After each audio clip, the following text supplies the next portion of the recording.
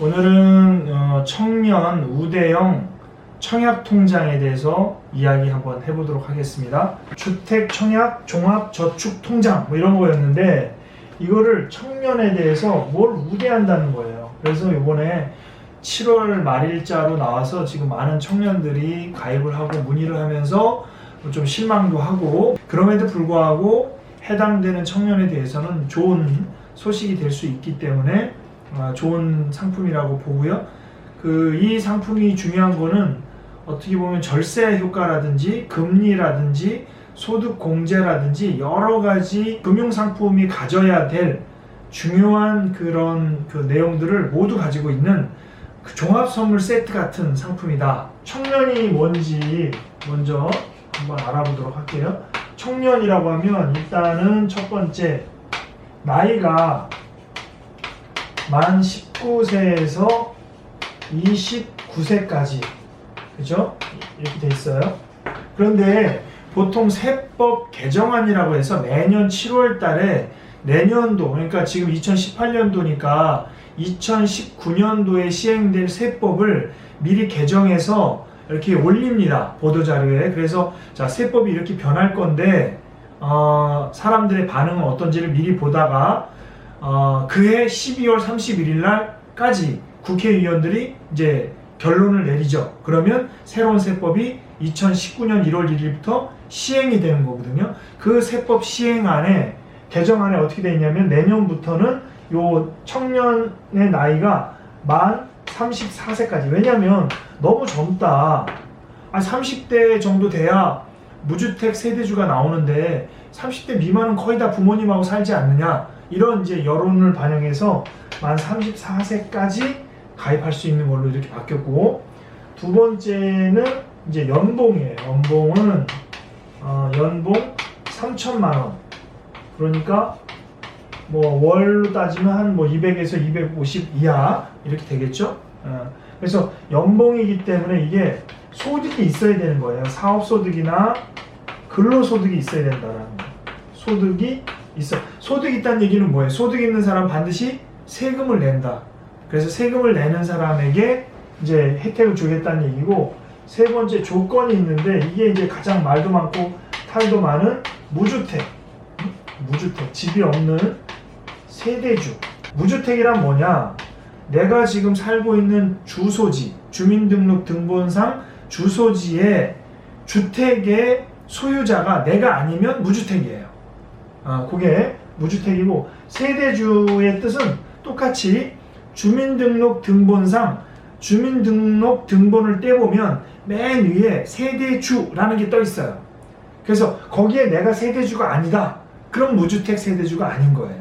이 조건에 해당되는 사람을 가만히 보면, 이건 하나의 예지만 그 지방에서 서울로 취업해서 중소기업에 다니는 비정규직이나 또는 알바를 하고 하면서 원룸 같은데 전세나 월세 살고 있는 그런 청년들이 거의 대부분이고, 서울에서 부모님하고 같이 사는 사람들은 거의 해당이 될 수 없는 그런 내용이겠죠.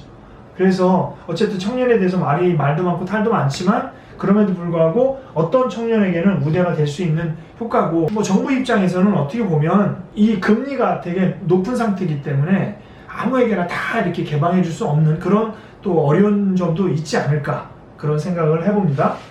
두 번째, 청년 우대형이니까, 우대형은 뭐냐? 우대는 세 가지를 합니다.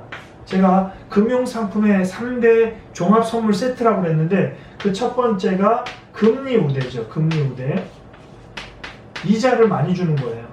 이자가 중요하다고 했나요? 원금이 중요하다고 했나요? 저축할 때? 원금이 중요하다 그랬어요. 이자는 그다지 중요한 게 아니에요. 하지만 어쨌든 간에 이자가 높으면 장기간 저축하는 주택 청약 통장 같은 경우에는 의미가 있을 수 있으니까, 그래서 금리는 원래 1.8% 정도 연 주는데 여기에 우대금리를 1.5% 해준다. 그래서 몇 퍼센트까지 하느냐?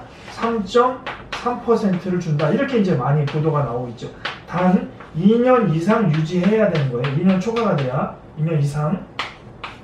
2년 미만이면 3%, 2.5% 이렇게 줄어들게 되겠죠. 두 번째, 비과세 우대가 된다. 비과세가 된다. 세금을 부과하지 않는다 이 뜻이죠. 뭔 세금이냐라고 한다면 우리 금융소득에 대해서는 이자가 나오잖아. 이자 3.3% 이자가 나올 거잖아요. 그 이자에 대한 소득세 이게 몇 퍼센트냐면 15.4%거든요. 이 15.4%가 면제가 된다. 면제가 단 500만 원 이하까지 된다. 이런 거죠. 500만 원까지. 세 번째는 그 유명한 또 소득 공제가 된다. 공제를 많이 하면 많이 할수록 소득이 줄어들기 때문에 과세 표준에 따른 세율에 따라서 세금이 엄청나게 줄어들 수 있는 거죠. 13월의 월급. 그래서 소득 공제는 얼마 하냐면 240만 원까지에 대해서 40%. 이거는 주택 청약 종합 저축 통장하고 똑같죠. 40%. 그럼 얼마예요? 대략 96만 원을 사업소득이 안 되고 근로소득만 된다. 근로소득자만 96만 원을 소득에서 제한다 이 뜻이에요. 그럼 96만 원이라고 한다면 만약에 과세 표준 대비 세율이 최저 0에서 1200만 원이라고 했을 때 6%죠.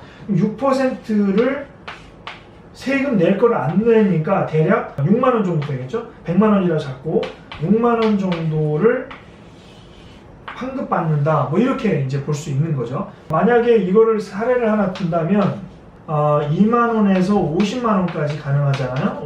한 달에 월 20만 원을 12달을 넣는 거죠. 그러면 240만 원을 넣는 건데 240만 원에 대해서 세율이 이자가 3.3%니까 이자가 얼마 나오냐면 240만 원에 곱하기 3.3%니까 79,200원이 세금인 거예요. 근데 여기에 대해 세금을 얼마 떼냐면 15.4%를 떼는 거야. 그러니까 원래는 세금을 얼마 떼냐면 곱하기 0.254니까 세금이 12,196원 정도 되는 거예요.